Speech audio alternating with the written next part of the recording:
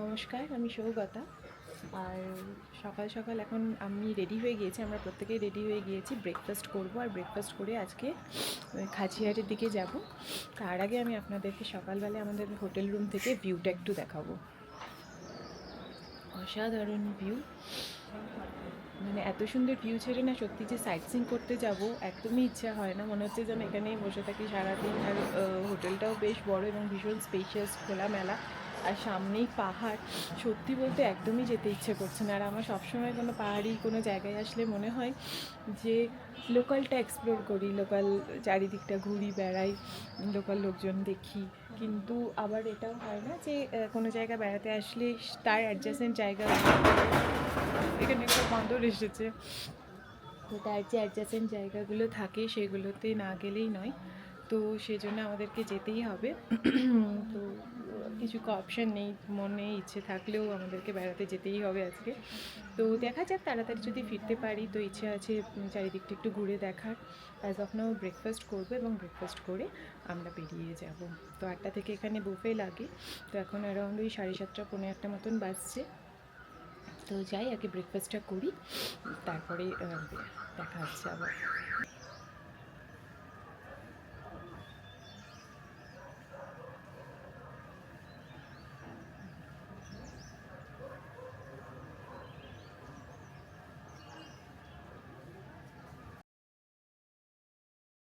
সকাল সকাল আমাদের কাছে কে এসেছে দেখছি।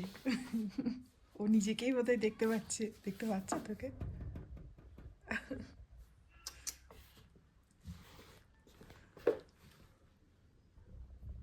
কি সুন্দর না মুখটা, দেখো কত সুন্দর বলছে। সুন্দর তাই লাগছে দেখতে। মুখগুলো খুব ইনোসেন্ট হয়। কি বলছি, ইনোসেন্ট।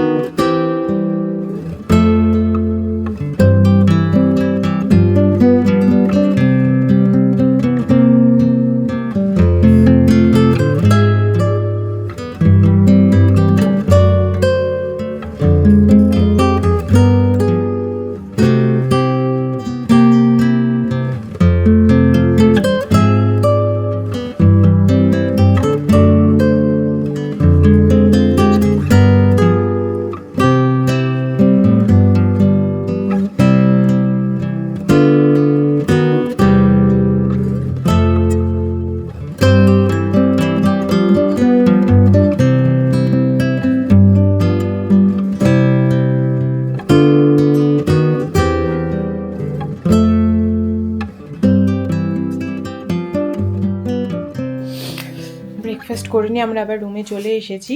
বাইরে যথেষ্ট ঠান্ডা আছে, তো প্রথমে ভেবেছিলাম ঠান্ডা হবে না, একটা সোয়েটারেই কাজ হয়ে যাবে, কিন্তু দেখছি বেশ ঠান্ডা লাগছে।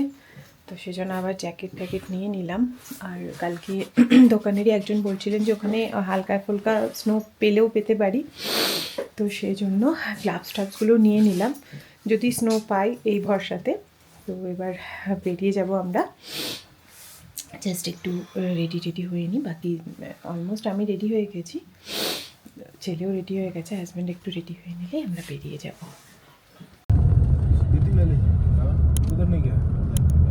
তাহলে হচ্ছে বিজিস park, inaugurated by admiral Sunil Lanba.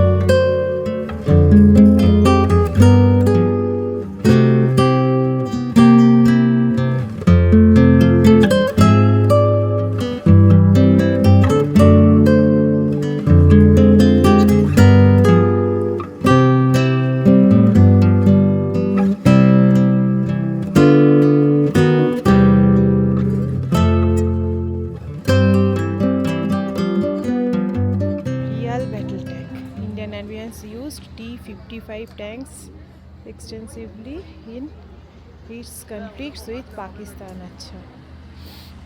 These tanks have also been reversed. এখানে একটা গাড়িটা আছে কিন্তু বসা যায় নাকি আমরা বুঝে উঠতে পারছি না, তাই যদি বকা খাই তাই জন্য উঠতেও পারছি না, কিন্তু উঠে ছবি তুলতে খুব ইচ্ছা করছে, কারণ এই সমস্ত জিপে তো আর আমরা এমনি উঠতে পারবো না। এইটুকুনি ওঠাও মানে উঠে একটু ছবি তুলতে পারাটা ভাগ্যের ব্যাপার, তো এই জন্য খুব উঠতে ইচ্ছা করছে, কিন্তু বুঝতে পারছি না উঠলে বকা খাবো, যদি বকা খাই। কিন্তু এখানে কেউ নেই, এটা শো করে রেখেছে। দেখে ওনাকে জিজ্ঞেস করলি, একজন আর্মি পার্সন যাচ্ছিলেন, ওনাকে জিজ্ঞেস করলাম যে এটার উপর উঠে ছবি তুলতে পারো, বলে হ্যাঁ হ্যাঁ ব্যাট হ্যাঁ ব্যাট যাও, তাই বললাম। আমরা এখন ওই জন্য চলে এসেছি ছবি তুলতে। নাও এদিকে তাকাও দেখি।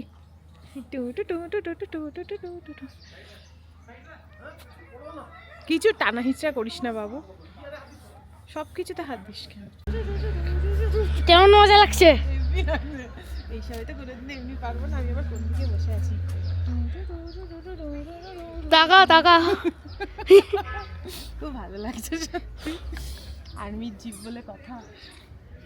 প্রথম একটা ফার্স্ট থেকে দিচ্ছি। চলো দাঁড়াও, শুনলে নি হ্যাঁ। আর্মির জিপ বলে কথা, একটু সুযোগ পেয়েছি। ঠিক আছে, ততক্ষণ আমরা একটু মজা করি হ্যাঁ, তাহলে। মাহিন্দ্রা।